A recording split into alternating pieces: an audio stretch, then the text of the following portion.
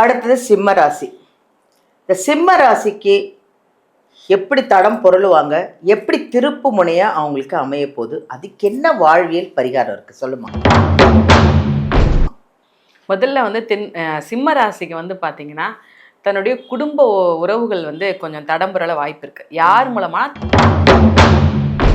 அதன் மூலமா சந்தோஷமா நிம்மதியா போய்க்கிருந்த வாழ்க்கையை தடம் புரளக்கூடிய அமைப்பு இருக்குது.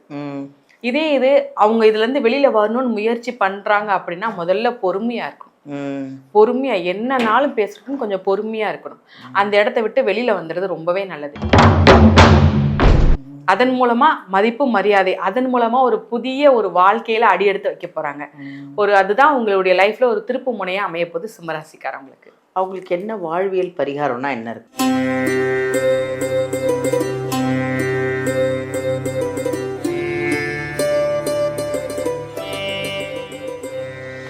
ஹாய், எல்லாருக்கும் வணக்கம். நான் தாங்க உங்கள் பாலாம்பிகா. உலகமெல்லாம் பார்த்து ரசித்து எங்கள் ஜோதிடர் யுகம் சேனலை வந்து இவ்வளோ பிரபலமாக்கி நிறைய கமெண்ட்ஸ் கொடுத்து எங்களுடைய ஜோதிடர்கள் சொல்கிற அத்தனை விஷயங்களையும் உங்களுக்கான பதிவு அப்படிங்கிறத நீங்களும் புரிஞ்சுக்கிட்டு அந்த ஆலயங்கள் பரிகாரங்கள் ஒரு பெயர்ச்சிக்கும் எப்படி இருக்குது இந்த 12 ராசிக்கும்னா நாங்கள் ஒரு ஜோதிடர்களையும் கூப்பிட்டு உங்களுக்காக இந்த பதிவை கொடுத்துக்கிட்டு இருக்கோம். இதில் நீங்களும் பார்த்து அதை அப்படியே ஃபாலோ பண்ணி நாங்கள் நல்லா இருக்குது பரிகாரங்கள்லாம், இத்தனை ராசிக்கும் இத்தனை விஷயங்களெல்லாம் நீங்கள் எப்படி சொல்கிறீங்க அப்படின்னு கேட்குறாங்க. அந்தளவுக்கு எங்களுக்கு வந்து இவ்வளோ சந்தோஷமாக இருக்குது. எங்கள் ஜோதிடர் யுகம் சேனலை இவ்வளோ பிரபலமாக்குனதுக்கு முதல்ல நன்றி சொல்லணும் உங்களுக்கு எல்லாருக்குமே, வியூவர்ஸ் எல்லாருக்குமே. ஸோ நம்ம வந்து ஒரு பெயர்ச்சி ஒரு புது புது விஷயங்களை உங்களுக்கு கொண்டு வந்துட்ருக்கோம் இல்லையா, 12 ராசிக்காரர்களுக்கும். அப்படி இன்றைக்கி வந்து ஒரு வித்தியாசமான ஒரு பதிவோடு தாங்க நாங்கள் இன்றைக்கும் வந்திருக்கோம். மாற்றிடாதீங்க, அப்படியே வீங்க, ஸ்கிப் பண்ணிடாதீங்க, ஃபுல்லாக வீடியோலாம் பாருங்கள். ஏன்னா இது உங்களுக்கான பதிவு. முக்கியமான ஒரு அற்புதமான ஒரு விஷயம் சொல்கிறேன் இல்லையா. என்ன விஷயம் அப்படின்னா, ஆகஸ்ட் மாதத்தில் இந்த சில ராசிகள்லாம் தடம் புரள போகுதாம். இந்த ராசிக்கெல்லாம் திருப்பு முனை அமைய போதாம். அப்படி என்ன அந்த 12 ராசியில் எந்த ராசி தடம் புரள போகுது, எந்த ராசி திருப்பு முனையாக அமைய போகுது அப்படிங்கிறத தான் நம்ம பார்க்க போகிறோம். அதை சொல்ல வராங்க நம்ம பாரம்பரிய ஜோதிடர் யோக பிரபா. அவங்கள தான் நம்ம சந்திக்க போகிறோம். ரொம்ப சின்ன பொண்ணாக இருந்தாலும் அவ்வளோ விஷயங்களையும் அந்த பொண்ணுக்கு அரைச்சி குடித்து நிறைய விஷயங்களை சொல்லிகிட்ருக்கு. நானே அப்படியே மெய் மறந்து கேட்டுட்ருக்கேன். அவ்வளோ தெரிஞ்சு அவ்வளோ விஷயங்களெல்லாம் பார்த்துட்ருக்காங்க. உங்களுக்கு அவங்கக்கிட்ட ஜாதகம் பார்க்கணும் அப்படின்னு நீங்கள் பிரியப்பட்டீங்கன்னா வீடியோலேருந்து நம்பர் எடுத்து நீங்கள் நேரடியாக ஜாதகத்தை பார்க்கலாம். ஏன்னா அவ்வளோ பரிகாரம், இந்த கோவில் விஷயம், ஒரு ராசி எப்படி இருக்குது, பெயர்ச்சிக்கு எப்படி இருக்குது, எல்லாமே அந்த பொண்ணு கரெக்டாக சொல்கிறாங்க. அதனால் நீங்கள் அழகாக ஜாதகத்தை கொண்டு போய் பார்க்கலாம். இல்லை இப்போ நேரில் போக முடியலன்னா ஆன்லைன்லேயும் அவங்க பார்க்குறாங்க. அப்பாயின்மெண்ட் வாங்கி நீங்கள் ஆன்லைன்லேயும் பார்க்கலாம். இன்றைக்கி என்ன அற்புதமான இந்த விஷயத்த சொன்னேன் பார்த்தீங்களா. 12 ராசிக்கும் எது தடம் பொருள போது, எது திருப்பு முனையாக ஆக போகுது இந்த ஆகஸ்ட் மாதத்தில் நான் உங்களை நம்ம கேட்டு தெரிஞ்சுக்கலாமா? வாங்க அவங்களையே சந்திப்போம். வணக்கம் யோக பிரபா. வணக்கம்மா, எப்படிம்மா இருக்க? நல்லா இருக்கேன். மங்களகரமாக ஒரு அருமையாக அழகாக உட்காந்துட்ருக்கீங்க.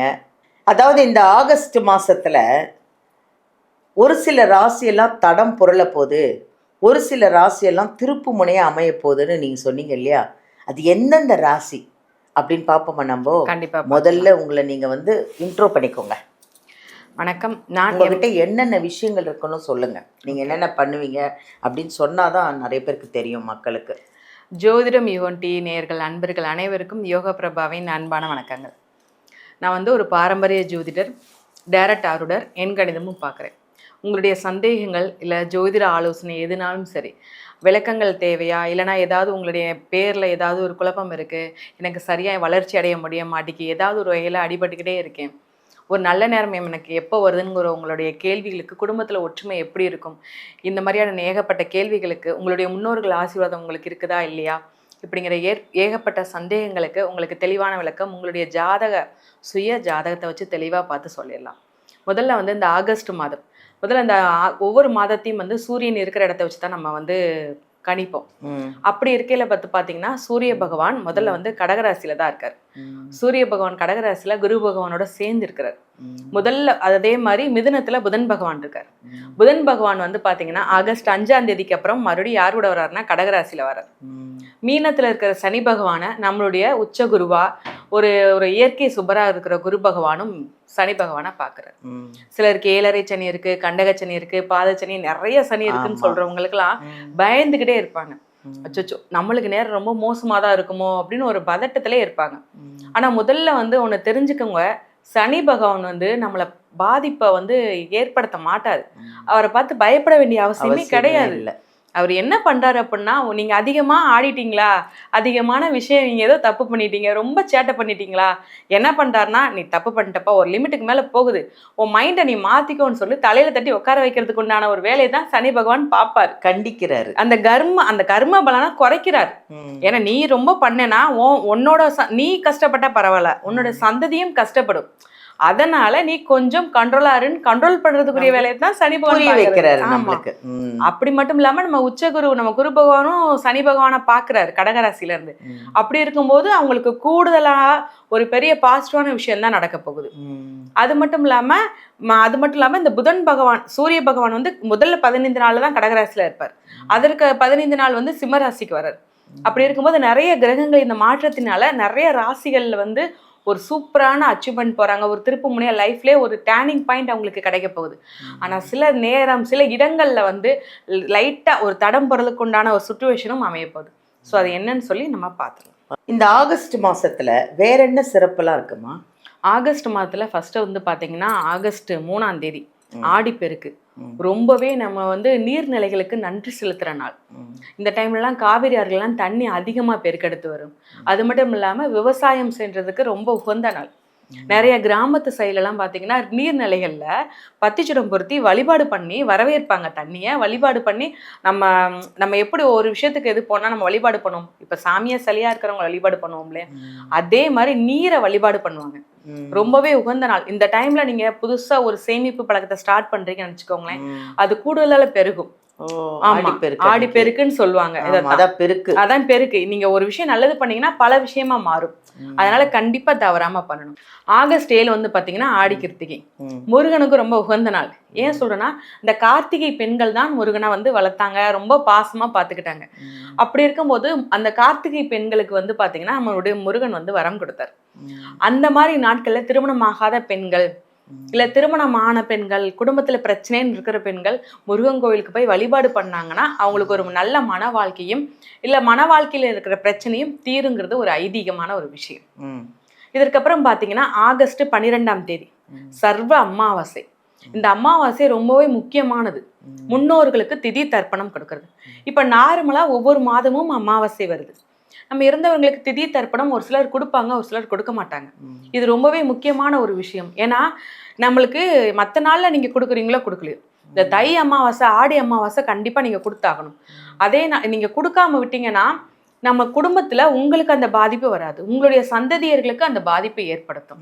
தன்னுடைய குடும்பத்துல குழந்தைகளோட உடலம் என்னன்னே தெரியாம கஷ்டப்படுறது, குடும்பத்துல என்னன்னே காரணமே இல்லாத பிரச்சனைகள் வருது, ஏதாவது ஒரு திதி தர்ப்பணம் முன்னோர். ஏன்னா அந்த டைம்ல என்ன பண்ணுவாங்க அப்படின்னா, இது தட்சிணியோட காலத்துல முதல் மாதம் தான் நம்மளுக்கு இந்த ஆடி மாதம் வரும் ஆகஸ்ட்ல. இதுல வந்து நம்ம முன்னோர்கள் வந்து என்ன பண்ணுவாங்கன்னா, நம்மளுடைய சந்ததிகள் நம்மளுக்கு நினைக்கிறாங்களா, நம்மளுக்காக எதுவும் பண்றாங்களான்னு வந்து பாக்குற காலம். அப்ப நம்ம அவங்களுக்கு வந்து நம்மளுக்கு ஒரு நேரம் சாப்பாடு லேட் ஆனாலே வீட்டுல உள்ளவங்கள ரொம்ப கோவமா பேசுறோம். அப்படி இருக்கும்போது வருஷக்கணக்கா அவங்களுக்கு சாப்பாடு போடல, இன்னைக்கு ஒரு நாள் நம்ம சாப்பாடு போட்டுட்டோம் அப்படின்னா அவங்களுக்கு திதி தர்ப்பணம் கொடுத்துட்டா அவங்களுக்கு ஒரு வருஷம் அதுதான் அவங்களுக்கு சாப்பாடு. அப்படிங்கும்போது அதுதான் அவங்களுக்கு ஒரு மனசுக்கு சந்தோஷமா வாழ்த்திட்டு போவாங்க. இல்ல நம்ம முன்னோர்களா இருந்தாலுமே நம்ம மேல கோவப்பட்டாங்கன்னா அது சபிக்கிற மாதிரி போயிடும். அது வந்து நம்மளுக்கு பாதிச்சாலும் பரவாயில்ல, நம்ம எதிர்த்துக்கலாம். ஆனா நம்மளுடைய குழந்தைகளுக்கு பாதிக்கும். அந்த பாதிப்பு வராம இருக்கிறதுக்கு இவங்க கண்டிப்பா திதி தர்ப்பணம் கொடுக்கணும். மாடுகளுக்கு கீரைகள் வாங்கி கொடுக்கணும், ரொம்பவே முக்கியமான ஒரு விஷயம். அடுத்து வந்து பாத்தீங்கன்னா ஆகஸ்ட்ல வந்து பாத்தீங்கன்னா 14ஆம் தேதி ஆடி பூரம் வருது. இந்த பூரம் வந்து எப்படின்னா ஆண்டாள் அவதரித்த நாள். இந்த நாள் ரொம்பவே முக்கியமான நாள். அரங்கநாதனை ரொம்பவே உயிருக்குயிரா காதலிச்சு திருமணம் செஞ்சுக்கிட்டாங்க நம்ம ஆண்டாள். இந்த கால டைம்ல திருமணம் ஆகாத பெண்கள், இல்லைன்னா நான் லவ் பண்ணிக்கிட்டே இருக்கேன், எனக்கு அந்த பையனை விரும்பணும், நான் கல்யாணம் பண்ணிக்கிறோம், வீட்டில் சம்மதத்தோட திருமணம் பண்ணணும் அப்படின்னு நினைக்கிறவங்க ஆண்டாள் கோவிலெல்லாம் பார்த்தீங்கன்னா எல்லா அம்மன் கோவில்லுமே அந்த வளையல் வச்சு அம்மனுக்கு அலங்காரம் பண்ணியிருப்பாங்க. அந்த வளையல் எடுத்து போட்டுக்கணும். அந்த வளையலெல்லாம் கொடுப்பாங்க. பூஜை முடிஞ்சு கொஞ்ச நாள் ஒரு வாரம் கழிச்சு அந்த கோவில் உள்ள வளையல்லாம் கொடுப்பாங்க. அதை எடுத்து போட்டுக்கணும். அது மட்டும் இல்லாமல் குழந்தை பேர் இல்லாதவங்கனாலும் சரி அந்த வளையல் வாங்கி போட்டுட்டாங்கன்னா அவங்களுக்கு அந்த அருள் கிடைக்கும், அந்த வரம் கிடைக்குங்கிறது ரொம்பவே ஒரு ஐதீகமான ஒரு விஷயம். ஸோ இந்த மாதிரி சில முக்கியமான நாட்கள் இருக்குது. நல்ல வேண்டுதல்கள் பண்ணால் அவங்க நினச்சது அனைத்தும் நடைபெறும். பாருங்க, ஆகஸ்ட்டில் எவ்வளோ விசேஷம் இருக்குது பார்த்தீங்களா? அதில் முக்கியமானது ஆடி அமாவாசை. அதை வந்து மிஸ் பண்ணிடாதீங்க. அது என்னைக்குன்னு பார்த்து சொல்லிட்டாங்க. இருந்தாலும் நீங்களும் வந்து அது கேலண்டரில் குறித்து வச்சுக்கோங்க. அதை கரெக்டாக திதி கொடுங்க. அது ரொம்ப நல்லது அப்படின்னு சொல்லி. அடுத்தது சிம்ம ராசி. இந்த சிம்ம ராசிக்கு எப்படி தடம் பொருளுவாங்க, எப்படி திருப்பு முனையாக அவங்களுக்கு அமைய போகுது, அதுக்கு என்ன வாழ்வியல் பரிகாரம் இருக்குது சொல்லுமா?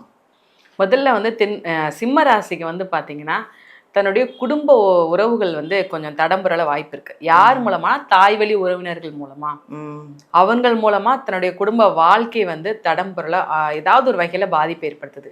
இது பெண்ணுக்கு மட்டுமானா இல்லை, ஆணுக்குமே சேர்ந்துதான். தன்னுடைய தாய் வழி உறவுகள் மூலமா ஒரு வேலை பார்க்குற இடத்துலையும் பிரச்சனை, வீட்டில் வந்தாலும் பிரச்சனைன்னு சொல்லி ஏதாவது ஒரு விதத்துல அவங்கள 1க்கு 2 ஏதாவது ஏற்றி விட்டு அதன் மூலமா வீட்டில் பிரச்சனை, நிம்மதியே இல்லாம இருக்கிறது. இந்த மாதிரி ஏதாவது ஒரு விஷயம் பேசினா அதோட முடிக்காம 1க்கு 2 இங்கே சொல்றதுன்னு சொல்லி இவங்களுடைய குடும்ப வாழ்க்கையே பிரச்சனைக்கு கொண்டு போகிறதுக்கு உண்டான அமைப்பு இந்த மாத காலகட்டத்துல நிச்சயமா சிம்மராசிக்கு இருக்கு. அதுல என்ன பிரச்சனை என்ன ஏதுன்னு யோசிக்கணும். ஏன்னா பொதுவாவே நம்ம என்ன பண்ணுவோம்னா கோபம் வந்துச்சுன்னா எதையும் யோசிக்க மாட்டோம். ஆமாமா, சிம்மராசிக்காரவங்க என்னன்னா பேசி முடிச்சதுக்கு அப்புறம் தான் யோசிப்பாங்க. எப்பவுமே நான் ஒன்று சொல்றது தான், கோவப்படும் போது மட்டும் எந்த அவசர முடிவும் எடுக்கக்கூடாது. அந்த நேரம் ஒரு நிமிஷம் யோசனை பண்ணணும், என்ன பண்ணுறோம் அப்படிங்கிறத யோசனை பண்ணிட்டு தான் செய்யணும்.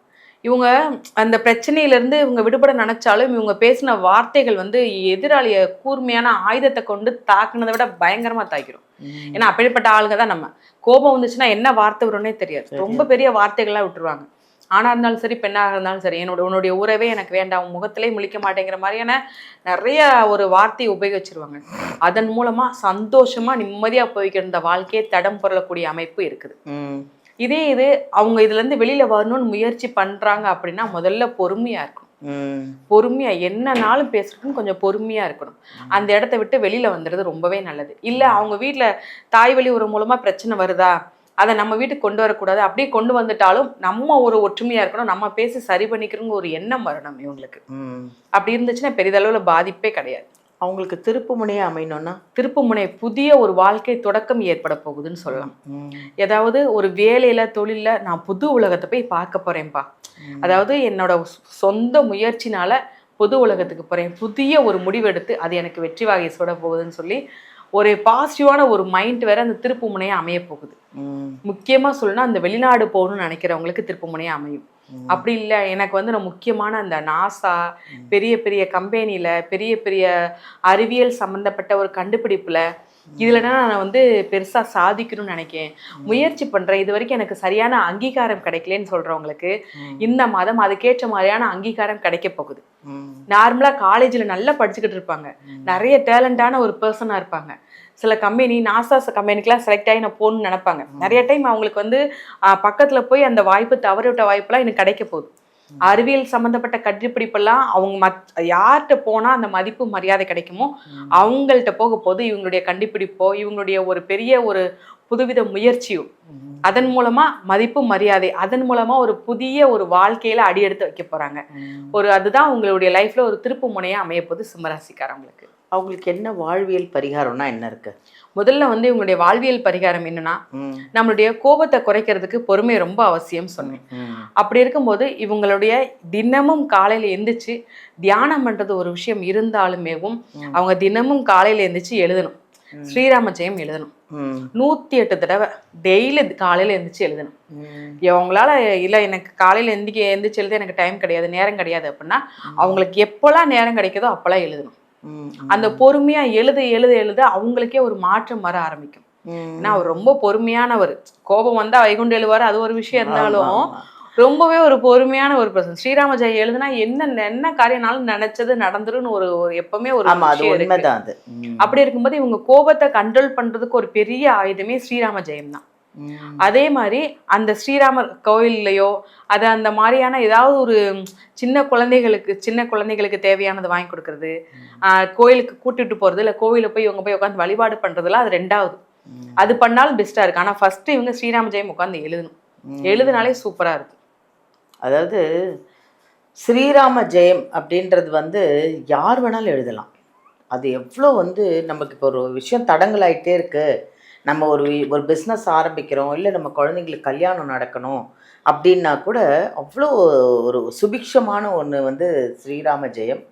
அதில் பாருங்கள், இப்போ வந்து நம்ம யோக பிரபா சொல்கிறாங்க பாருங்கள், அந்த பொறுமையாக இருக்கிறதுக்கு கூட அதை எழுதுனீங்கன்னா அப்படியே குணம் அப்படியே சாந்தமாயிடும். உண்மையிலே அவ்வளோ ராமர் அவ்வளோ சாந்தமானவர் இல்லை, அதனால் அதை எழுதிருங்க.